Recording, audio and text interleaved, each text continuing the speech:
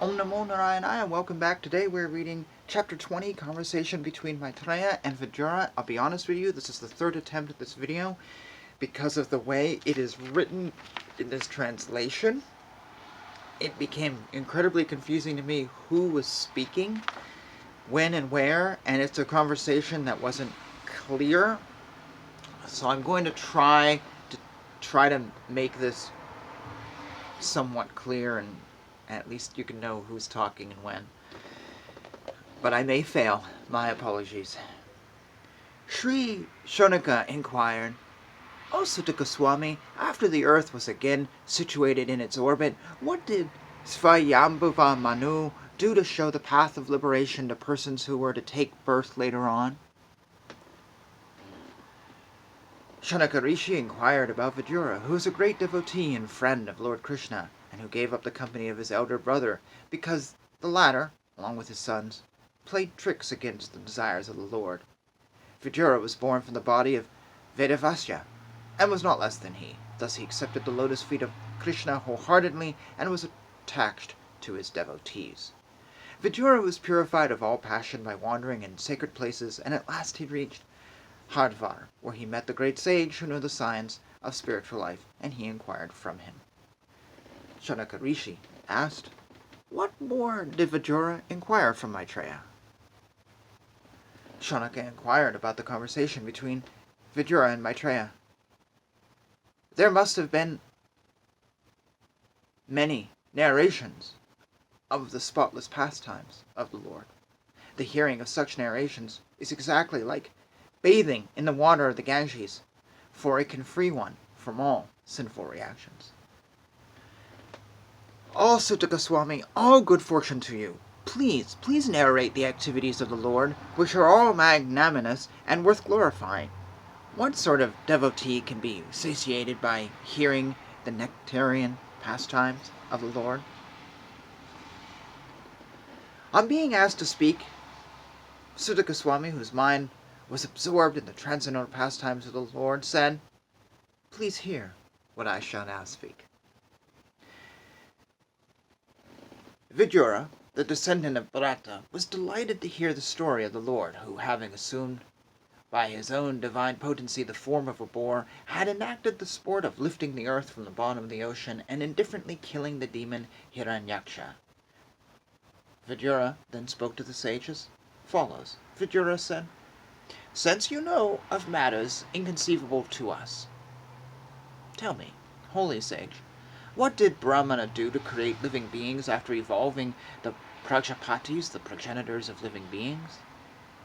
How did the Prajapatis create according to the instruction of Brahma, and how did they evolve this manifested universe?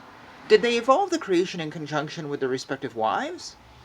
Did they remain independent in their actions, or did they all jointly produce it?" Maitreya replied, "When the equilibrium of the combination of the three modes of nature was agitated by the unseen activity of the living entity, by Mahavishnu, and by the force of time, the total material elements were produced. Separately unable to produce the material universe, they combined with the help of the energy of the Supreme Lord and were able to produce a shining egg.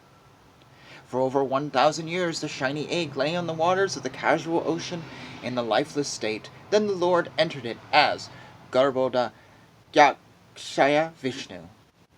From the navel of Lord Vishnu sprouted a lotus flower, effulgent like 1,000 blazing suns. This lotus flower is the reservoir of all conditioned souls, and the first living entity who came out of the lotus flower was the omnipotent Brahma. When the Supreme Personality of Godhead, who was lying on the ocean, entered the heart of Brahma, Brahma brought his intelligence to bear, and with the intelligence invoked, he began to create the universe as it was before. First of all, he created from his shadow the coverings of ignorance of the conditioned souls. They are 5 in number, and called Tamisra, Tamisra, Tamas Moha, and Mahamoha. Out of disgust, Brahma threw off the body of ignorance, and taking this opportunity, Yakshas and Rakshasas sprang for the possession of the body, which continued to exist in the form of night.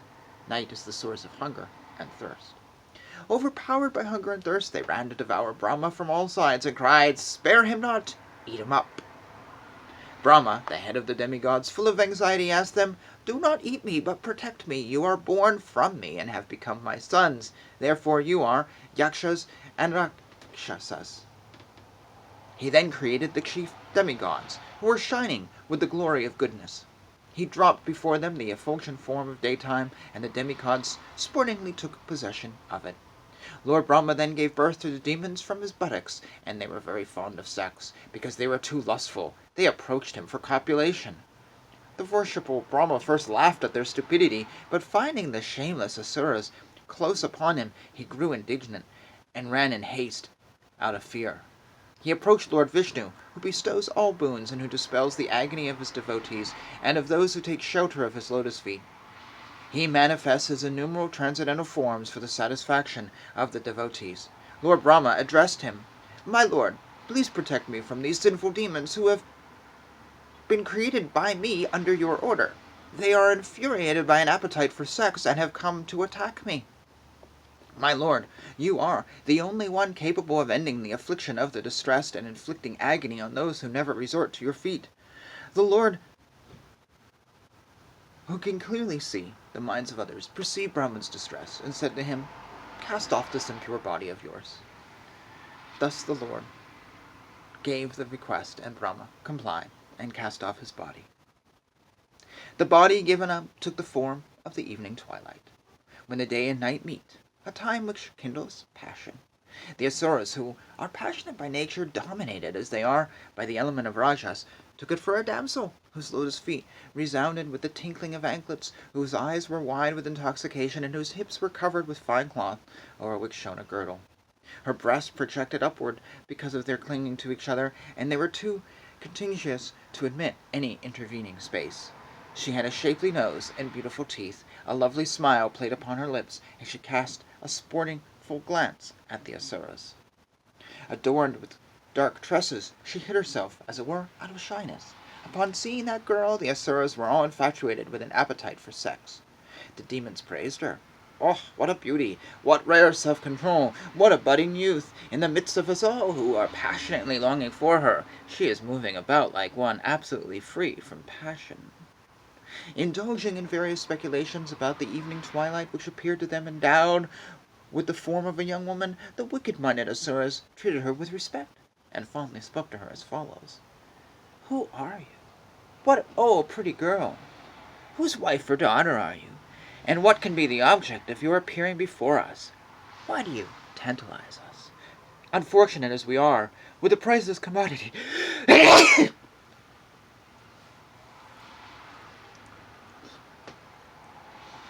"Who are you? Oh, pretty girl, whose wife or daughter are you? And what can be the object of your appearing before us? Why do you tantalize us, unfortunate as we are, with the priceless commodity of your beauty? Whoever you may be, oh beautiful girl, we are fortunate in being able to see you. While playing with a ball, you have agitated the minds of all onlookers. Beautiful woman, when you strike the bouncing ball against the ground with your hand again and again, your lotus feet do not stay in place.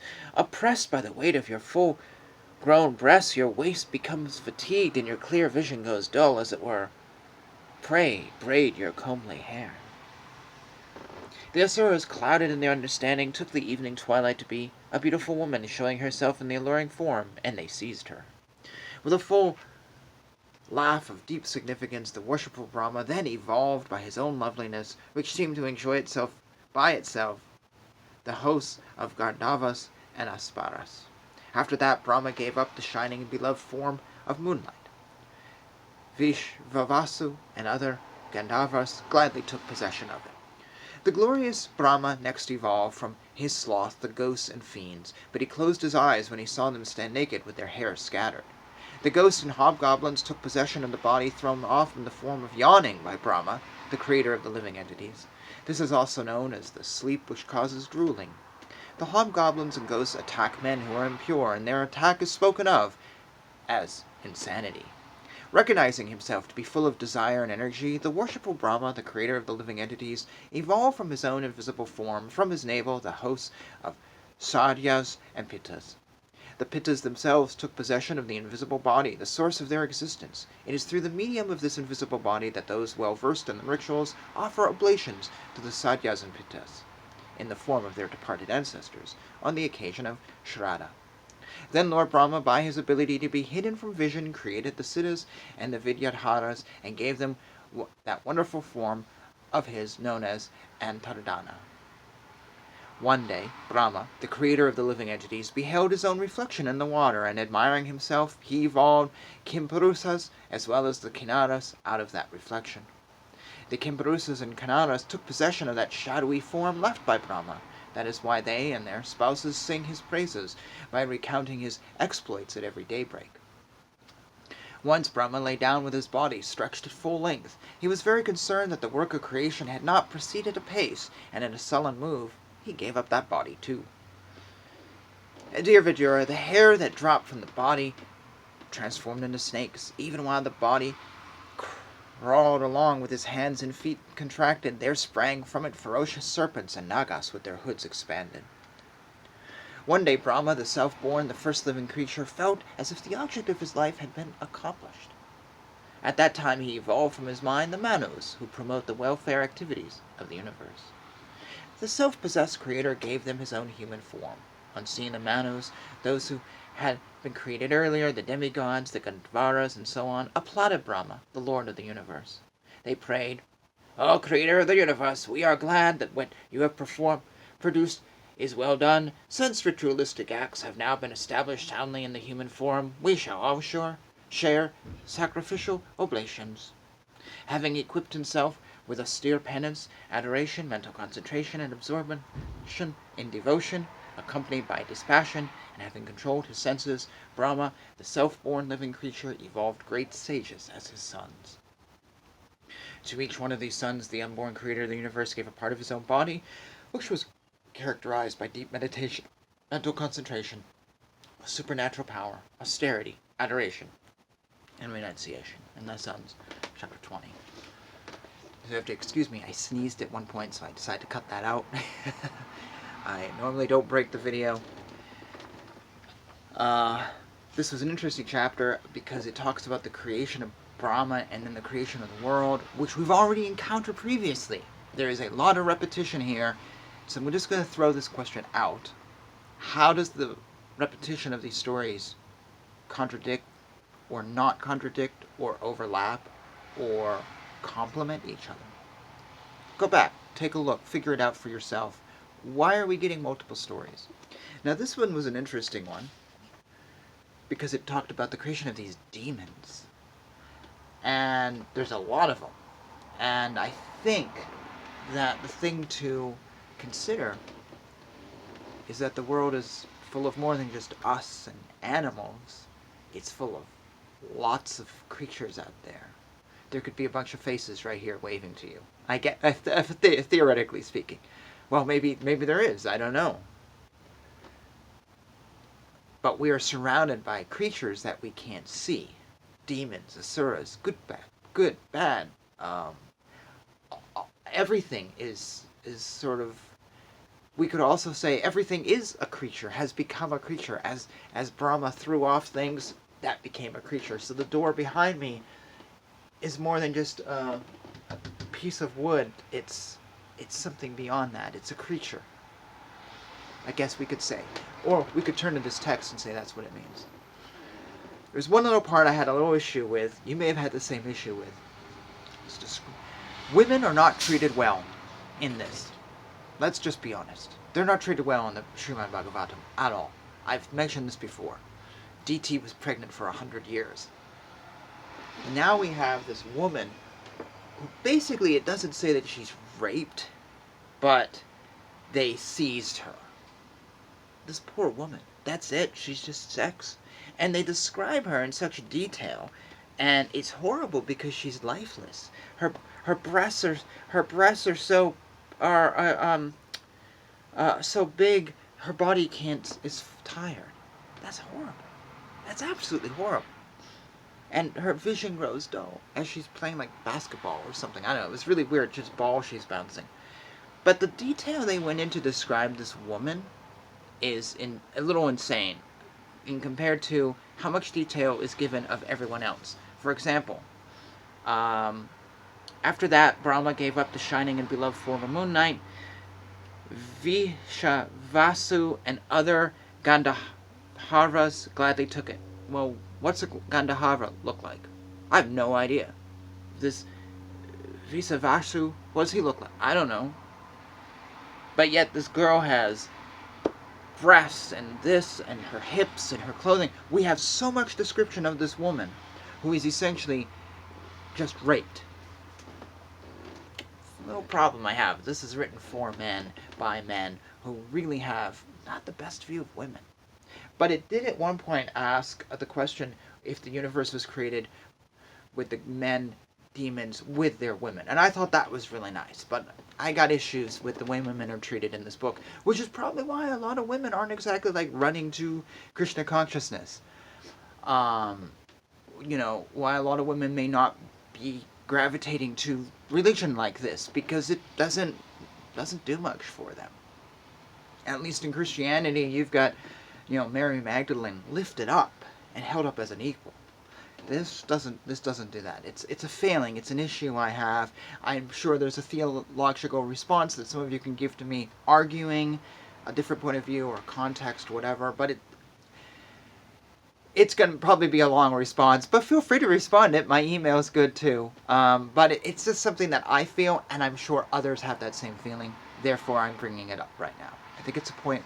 If one person has the issue, let's just talk about it, controversial or not. Let's put it out there for all of us who have those issues and may be too shy to ask it. All right, with that, before I ramble on to something else, I'm going to say thanks for watching, and please do respond. Comment, primary is a great way of doing it. Best way of getting in touch with me, but also email, whatever you want. Find me on Facebook, feel free, and all right, Hare Krishna, Krishna Krishna, Hare Hare, Hare Rama, Rama Rama, Hare Hare.